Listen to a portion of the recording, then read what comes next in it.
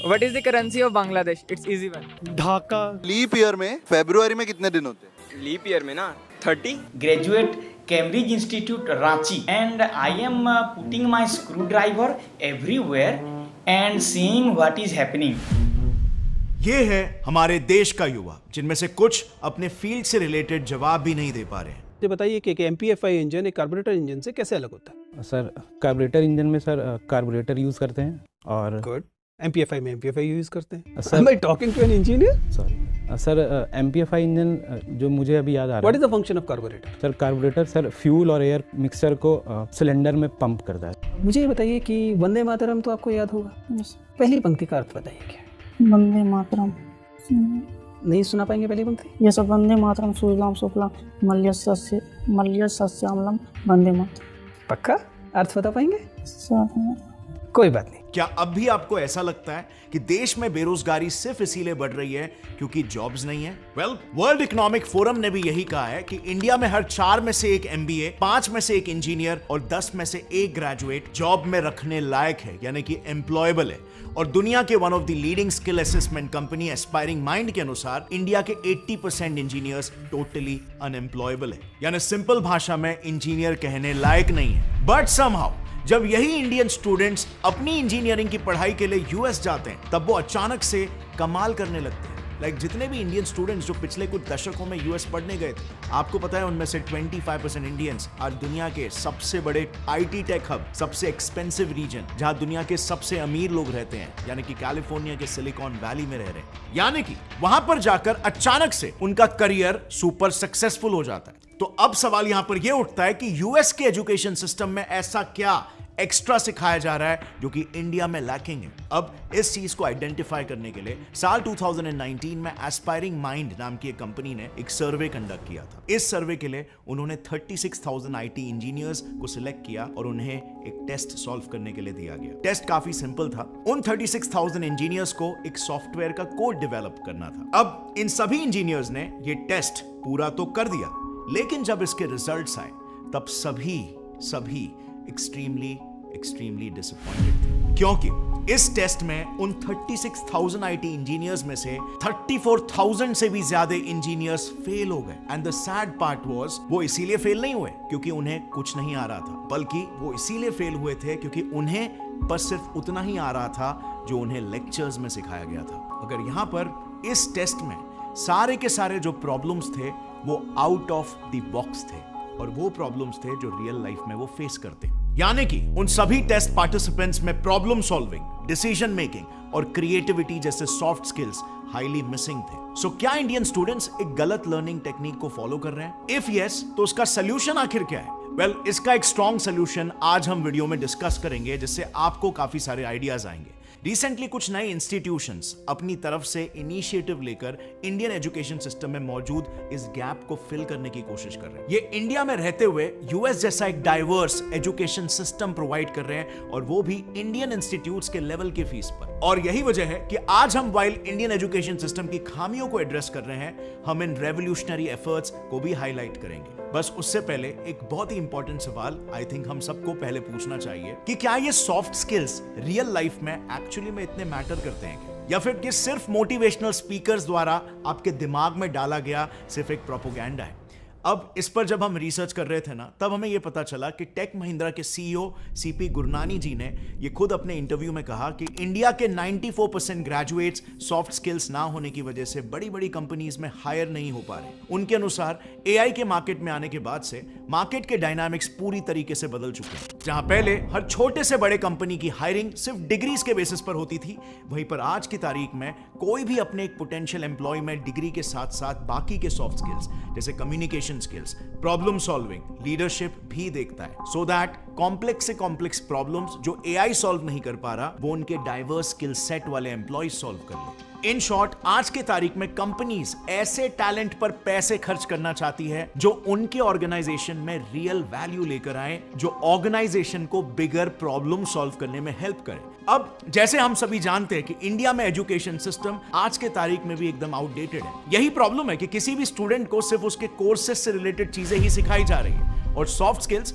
को पूरी तरीके से नजरअंदाज किया जा रहा है। और एजुकेशन सिस्टम की एग्जैक्ट इसी नाकामयाबी की वजह से 80% स्टूडेंट्स अनएम्प्लॉयबल है विद अ डिग्री। और इसीलिए इंडिया में आज के तारीख में आपको ये बढ़ता हुआ पैटर्न भी नजर आएगा कि आपके आसपास के सारे फ्रेंड्स, आपके स्कूल के फ्रेंड्स में भी, कॉलेज के फ्रेंड्स, वो सब यूएस, ऑस्ट्रेलिया, इंग्लैंड ऐसी कंट्रीज में जा रहे हैं अपनी फर्दर स्टडीज के लिए। आई मीन अगर मैं मेरे केस के बारे में बताऊं तो मेरे स्कूल के ऑलमोस्ट 80% लोग बाहर जा चुके हैं, फॉरेन कंट्रीज में चले गए स्टडीज करने के लिए। बट सवाल यहां पर मेन ये आता है कि क्या फॉरेन कंट्रीज में जाने के अलावा हमारे पास इंडिया में रहते हुए इस प्रॉब्लम को सॉल्व करने का और कोई तरीका नहीं है? वेल, हाल ही में, और आपने न्यूज वगैरह में भी देखा होगा, इंडिया में LPU, लवली प्रोफेशनल यूनिवर्सिटी जैसे कई यूनिवर्सिटीज एस्टैब्लिश हुई है, जो आपको बिल्कुल फॉरेन यूनिवर्सिटीज जैसा एक्सपीरियंस इंडिया में भी दे रही है। इस यूनिवर्सिटी की खास बात यह है कि 4 साल के आपके किसी भी कोर्स के दौरान आप इंडिया में 2 साल के लिए पढ़ सकते हो और बचे हुए 2 साल उस कोर्स को आप किसी भी फॉरेन यूनिवर्सिटी में जाकर पूरा कर सकते हो। And the best thing is, foreign universities में जाने का, वहां पर रहने का, ये सारा खर्चा ये यूनिवर्सिटी खुद ही स्पेंड करेगी। अब यहां पर सवाल यह आता है कि आखिर LPU जैसी यूनिवर्सिटीज इंडिया में रहते हुए भी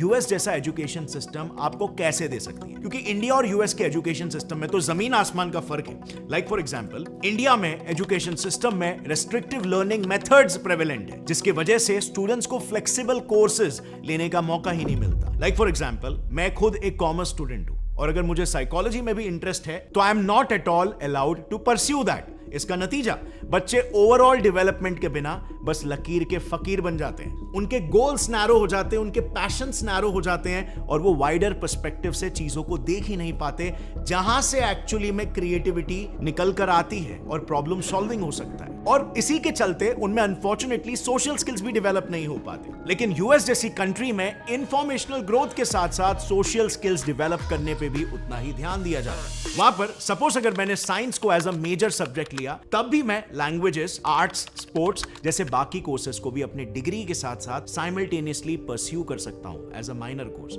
यानी कि ऑल इन ऑल हम कह सकते हैं कि इंडिया के मुकाबले यूएस के एजुकेशन सिस्टम में काफी ज्यादा फ्लेक्सिबिलिटी है और सिस्टम काफी ज्यादा ओपन माइंडेड है, जिससे लोग अपने चॉइसेस को भी परस्यू कर सकते हैं and they can develop overall as a human being. और यही वजह भी है कि आज यूएस के इंजीनियर्स को किसी भी कंपनी में बड़े ही आसानी से जॉब मिल जाता है। तो क्या इसीलिए LPU इंडिया में यूएस के एजुकेशन सिस्टम को ही रेप्लिकेट कर रही है? और अगर हां, तो आखिर कैसे? Well, to answer first question, yes, यही उनका मॉडल है। यूएस के सिस्टम से इंस्पायर होकर जालंधर पंजाब में स्थित LPU यूनिवर्सिटी ने अपने सारे कोर्सेज को इसी तरीके से डिजाइन किया है। यह यूनिवर्सिटी आपको एक स्पेसिफिक मेजर सब्जेक्ट के साथ किसी भी दूसरे फील्ड के माइनर सब्जेक्ट्स को चुनने का मौका देती है। यानी कि अगर आपने इंजीनियरिंग के लिए एडमिशन लिया है तो उसके साथ आप फोटोग्राफी जैसे बाकी के कोर्सेज भी एक्स्ट्रा स्किल्स के तौर पर सीख सकते हो।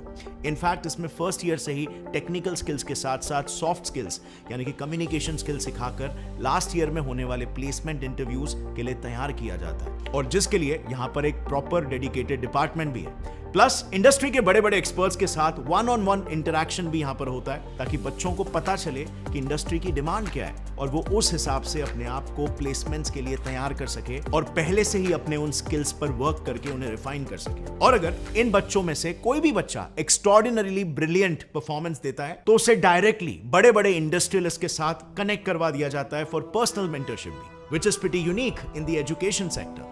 इन सब के साथ एक और एक चीज है जो LPU को बाकी यूनिवर्सिटी से अलग बनाती है, और वो है इनका चेंजिंग सिलेबस। नॉर्मली सभी यूनिवर्सिटीज में सालों से जो चीजें पढ़ाई जा रही है, बस चीजें वैसे ही चलती जाती है, वही पढ़ाया जाता है। बट इस यूनिवर्सिटी में हर साल इंडस्ट्री के डिमांड के हिसाब से इंडस्ट्रियल एक्सपर्ट्स की मदद से सिलेबस को रीडिजाइन और अपग्रेड किया जाता है, सो दैट इंडस्ट्रीज जहां पर वो फाइनली काम करने वाले और एजुकेशन के बीच का जो गैप है वो खत्म हो सके। Talking about art and sports, तो LPU का कैंपस इतना बड़ा है कि यहां पर 30 वानखेड़े स्टेडियम्स आराम से फिट हो सकते हैं। Can you believe that? इस कैंपस में हर साल स्पोर्ट्स, थिएटर और म्यूजिक से जुड़े कई सारे इवेंट्स होस्ट किए जाते हैं जो बच्चों की ओवरऑल डेवलपमेंट में मदद करते हैं। इनफैक्ट आपने Olympic gold medallist Neeraj Chopra और ब्रॉन्ज मेडलिस्ट लवलीना बोर्गोहैन का नाम तो सुना ही होगा, पर क्या आपको पता है ये भी इसी यूनिवर्सिटी के एलुमनाई रह चुके हैं? वेल, इसके अलावा अगर बात करें यहाँ की डाइवर्सिटी की, तो स्टूडेंट्स को यहाँ पर 40 से भी ज्यादा कंट्रीज के स्टूडेंट्स के साथ इंटरैक्ट करने का मौका मिलता है। जो कि उन्हें एक मल्टीकल्चरल एनवायरनमेंट में टीम अप और परफॉर्म करने का मौका देता है। ऊपर से प्लेसमेंट्स की अगर बात करें तो जैसे ही आप अपने ग्रेजुएशन के आखिरी साल में पहुंचते हो, एलपीयू के कैंपस में 2000 से भी ज्यादा कंपनीज की जॉब प्लेसमेंट ड्राइव्स शुरू हो जाती है, जिसमें foreign companies like Google, Microsoft, Amazon और सैमसंग जैसी बड़ी बड़ी कंपनियां भी शामिल होती हैं। एंड एलपीयू मेक श्योर करता है कि यहां पर पास आउट होने वाला हर एक बंदा एक जॉब के साथ ही कैंपस से बाहर जाए। इनफैक्ट 2023 में एलपीयू यूनिवर्सिटी ने उनके 90% स्टूडेंट्स को प्लेसमेंट देकर एक नया रिकॉर्ड बनाया था, जिसमें सबसे हाईएस्ट पैकेज था 3 करोड़ का। Which brings us to the next question, जो आई एम श्योर आपके दिमाग में भी आ रहा होगा कि अगर हमें एक बड़ा पैकेज चाहिए तो कौन सी डिग्री लेनी होगी। Out of all the degrees available कौन सी डिग्री बेस्ट है। अब इसके लिए जब हमने पिछले 5 साल का ट्रेंड स्टडी किया, तब हमें यह पता चला कि रिसेंटली मार्केट में एक ऐसा मेजर रेवोल्यूशन आया है जिसने जॉब मार्केट को पूरी तरीके से हिलाकर रख दिया है। Actually as we all know, पिछले कुछ सालों में एआई के आने की वजह से कई लोगों के जॉब्स खतरे में आ चुके हैं। इनफैक्ट वर्ल्ड इकोनॉमिक फोरम के हिसाब से 2025 तक एआई करीब 85 मिलियन जॉब्स में इंसानों को रिप्लेस कर सकता है। लेकिन एआई को डेवलप और ट्रेन करने के लिए तो मैन पावर की ही जरूरत पड़ेगी, है ना? और बस यही रीजन है कि आने वाले सालों में मशीन लर्नर्स और एआई डेवलपर्स की डिमांड बढ़ने वाली है और 2032 तक ग्लोबल एआई का जॉब मार्केट $2,745 बिलियन तक पहुंचने वाला है। मतलब एआई डेवलपर बनना एक अच्छा वाला, जिसके पास प्रैक्टिकल नॉलेज है, एक काफी प्रॉमिसिंग करियर ऑप्शन है। अब एआई डेवलपमेंट से ह्यूमैनिटी का बहुत ही फायदा हो रहा है, लेकिन उसका गलत इस्तेमाल भी काफी भारी मात्रा में हो रहा है। फॉर एग्जाम्पल डीप फेक, जिसको गलत तरीके से यूज करके लोग चेहरे बदलकर फेक न्यूज और रूमर्स फैलाने की कोशिश कर रहे हैं और इसीलिए एक new wave of problems create हो गए हैं जो पहले के जमाने में नहीं थे। और इसीलिए इस सब से बचने के लिए, सोशल मीडिया पर एक हेल्दी माहौल बनाने के लिए साइबर सिक्योरिटी और एथिकल हैकिंग जैसे जॉब्स की भी डिमांड एकदम से बढ़ती जा रही है, जो ऐसे अनएथिकल चीजों को आइडेंटिफाई करके वक्त रहते उन्हें कंट्रोल कर सके। ऑल्सो आज के टाइम में फाइनेंस से लेकर साइंस एंड एस्ट्रोनॉमी तक हर एक फील्ड में एक बड़े पैमाने पर डेटा ड्रिवन डिसीजंस लिए जा रहे हैं और इसीलिए डेटा को डिराइव करना और उसे स्टडी करके ठीक तरीके से इंटरप्रेट करना और उसके बेसिस पर फ्यूचर प्रेडिक्शंस करना एक इंपॉर्टेंट जॉब बन चुका है, जो डेटा एनालिस्ट्स करते हैं। मिसाल के तौर पर किसी भी कंपनी में मौजूद डेटा एनालिस्ट अपनी कंपनी के फाइनेंशियल डेटा को स्टडी करके उसके मुताबिक कंपनी के प्रॉफिट के लिए फ्यूचर गोल्स और इन्वेस्टमेंट्स की प्लानिंग करता है। सेम ऐसा ही जैसे मैंने अभी कंपनी के फाइनेंस डिपार्टमेंट की बात की, होता है मार्केटिंग, सेल्स, एचआर हर डिपार्टमेंट में। So basically taking good data driven decisions has become imminent now और वो हर कंपनी का लिटरली बैकबोन बन गया है। और ऐसे में 2025 तक इंडिया में करीब 1 लाख से ज्यादा डेटा एनालिस्ट के लिए जॉब अपॉर्चुनिटीज क्रिएट होगी। And you know what, recently NASA में काम कर रहे डेटा एनालिस्ट ने ही प्लूटो के डेटा को रिकैप्चर करके उस डेटा को पिक्चर के फॉर्म में पेश किया। And you won't believe it, वो जो डिराइव्ड इमेजेस है उनमें से एक इमेज तो ऐसी है जिसमें लिटरली ऐसा दिखाई दे रहा है कि एक क्रैब लाइक क्रस्टेशियन जैसे दिखने वाली स्पीशी प्लूटो के सरफेस पर पनप रही है। अब वहां पर एग्जैक्टली कोई एडवांस एलियन सिविलाइजेशन है या फिर नहीं, इसे मैंने काफी डिटेल में एनालाइज करके अपने इस वीडियो में एक्सप्लेन किया है। I highly suggest you check out that video. और जैसे हमने डिस्कस किया, सारे वेल पेइंग जॉब्स से रिलेटेड डिग्री कोर्सेज एलपीयू में अवेलेबल है, जो कि एक गवर्नमेंट ट्रस्टेड यूनिवर्सिटी है और टॉप यूनिवर्सिटीज की रेस में 3rd रैंक पर आती है। So do check out their website now and make yourself a better individual. फिलहाल आज के लिए बस इतना ही। अगर वीडियो पसंद आई तो इसे लाइक कर देना और जितना हो सके अपने फ्रेंड्स और फैमिली मेंबर्स के साथ शेयर करो। See you next time, till then keep learning. जय हिंद।